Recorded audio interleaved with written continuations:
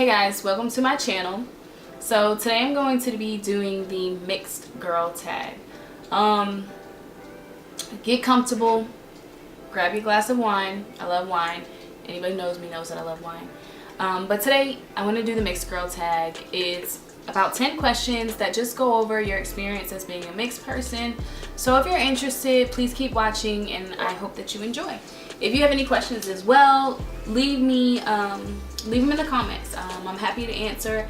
I know that when I first started watching these videos, I just really enjoy being able to watch other people's experience with being multicultural. So yeah, keep watching. The first question is, what are you mixed with? And I'm mixed with both black and white to my knowledge. The reason why I say to my knowledge is because I am adopted.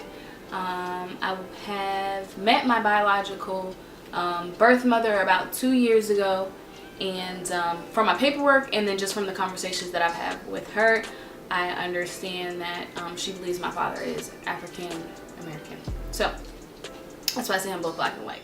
The second question is, what ethnicity have you most often been mistaken for? So let me sip my wine. Most often Spanish. I mean, I would say probably most mixed people have experienced that, or most mixed people that are probably both black and white. It's very common. A lot of times Spanish people look like us, we look like Spanish people. It's common. I'm not really surprised. It's just funny because you always get that, like 90% of the time. At least I've always gotten that, like 90% of the time. Like, are you Dominican? Are you Puerto Rican? Like, nope, I'm black and white.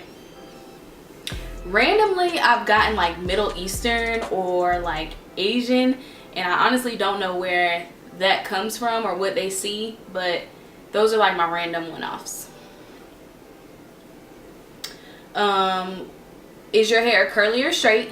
My hair is curly. Yeah, it's curly.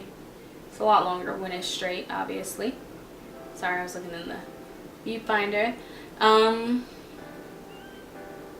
Was coming from different backgrounds challenging growing up? For me, coming from different backgrounds was challenging because not only was I mixed, but I also was adopted by 2 white parents, and then I have a black brother that was adopted and I have a white brother that was adopted. We were all pretty much adopted at either babies or toddlers.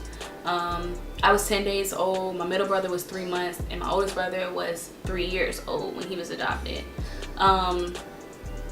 So like when I started school, that's probably when I found that it was a little challenging. More so it was challenging to explain to people, because people would see my mom pick me up from school and she was white and my skin is obviously a lot darker than hers, and then we don't really look like each other either, obviously, because I'm adopted. So people always had questions like, hey, what's going on? So I had to explain to them like, hey, I'm adopted. You know, it was just challenging just because people didn't really understand at that age. It wasn't common for them to see. So I did understand why I got a lot of questions, but it was challenging to try to explain that to people, because you just became, at that point, you were different and people question things that are different. So yeah, it was definitely challenging. Which background do you embrace the most? I'll probably say that I embrace my black side more than I embrace my white side. I love both, but that's just what I feel I'd probably embrace more. Have you ever been teased for being different? Yes. And I don't know if it's that I got teased because I was mixed, but I definitely was picked on a lot, like in elementary school, a little bit in middle school, not so much in high school, and most of my high school I was homeschooled anyways, but I did get picked on a lot. And I lacked a lot of confidence when I was younger too. I wish I would have spoke up for myself more, but I didn't. I was very timid. When it came to like people picking on me, like bullying me, would you say I was kind of timid? Like I was always goofy. Like I was kind of like class clown a little bit, you know, like you rank on me, I'm gonna rank on you type of thing. So that was always fine, but there were some girls that just felt like they just didn't like me for whatever reason and just wanted to bully me. But now that I'm older and stuff like that, you know, you learn to be confident. You learn to stick up for yourself, because if you don't, nobody else really will. So I'm not ashamed of who I am, or ashamed to really speak up for myself if it's needed. So I'm glad that I grew out of allowing people to talk to me any kind of way, because being teased is never a good thing, and doesn't feel good either. Have you ever been ashamed for being multiracial? I don't think that I've ever been ashamed for being multiracial. I wish I would have been more confident when I was younger in explaining my story and understanding it, but I think that all comes with time.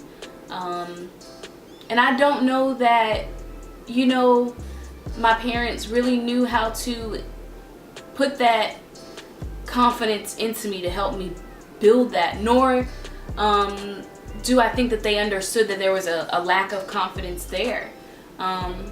So no, I've never been ashamed of it, but I do wish that at a younger age I would have been more confident. So yeah.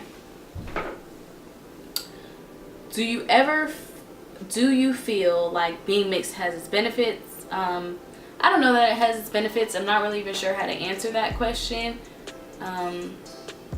Being different, I think, is a beautiful thing. So that's what I'm gonna say to that.